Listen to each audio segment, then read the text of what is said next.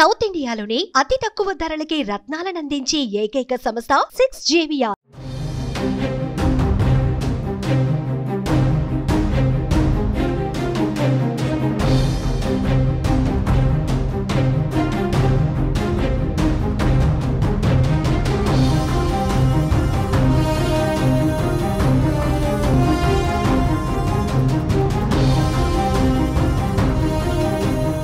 Breaking news. YCP నేత బొత్స సత్యనారాయణ తీవ్ర అస్వస్థతకు గురయ్యారు. చీపురుపల్లిలో వైసీపీ నిర్వహించిన వెన్నుపోటు ఆందోళనలో పాల్గొన్న బొత్స వేదికపైనే మాట్లాడుతూ ఒక్కసారిగా కుప్పకూలిపోయారు.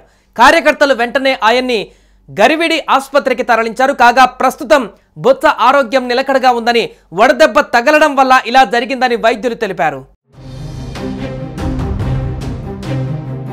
ఈ రోజుతో కూటమి ప్రభుత్వం అధికారంలోకి వచ్చి ఏడాది గడుస్తుండటంతో దీనిని వెన్నుపోటు రోజుగా పోలుస్తూ వైసీపీ నేతలు రాష్ట్ర వ్యాప్తంగా నిరసనలు చేస్తున్నారు.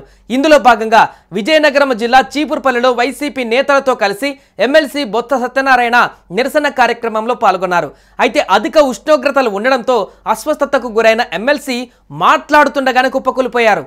దీనికి సంబంధించిన వీడియోలు ప్రస్తుతం సోషల్ మీడియాలో వైరల్గా మారాయి. అయితే ప్రస్తుతం బొత్స సత్యనారాయణ ఆరోగ్యం ఎలా ఉందనే దానిపైన ఎటువంటి సమాచారం అందుబాటులోకి రాలేదు.